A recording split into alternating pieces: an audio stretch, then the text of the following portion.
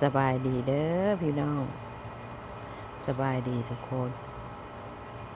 นี่บักทั่วคอยกำลังเปลี่ยนมากพี่น้องเห็นบ่เนี่ยปลูกได้เดือนปลายเนี่ยบักทั่วนี่ปลูกได้40-50 วันบักทั่วข้างเนี่ยมันที่เป็นมาก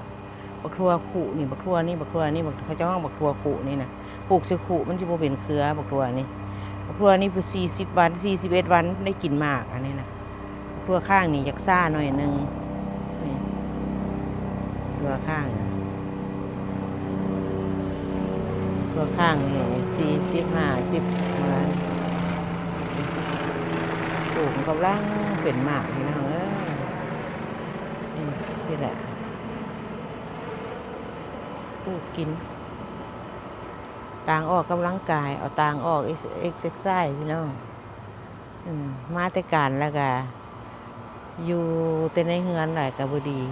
แต่มันมีเนี่ยได้ออกมาหลังบ้านหลังเมืองได้ออกมา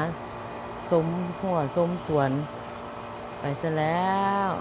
ปลูกกันปลูกก็ไม่ได้ออกมาได้หลังบ้านนะ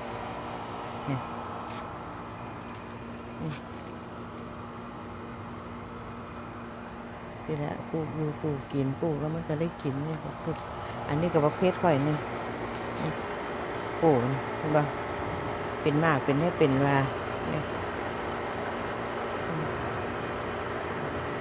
ปลูกไว้ยังไงมันก็เป็นมากนะพี่น้องพอได้อยู่ได้กินพอได้เก็บนี่แหละวิถีชีวิตลาวต่างแดดลาวผัดถิ่นพี่น้องเอ้ยผู้ใดเข้ามาอย่าเก็บอย่าจนให้สุขภาพแข็งแรง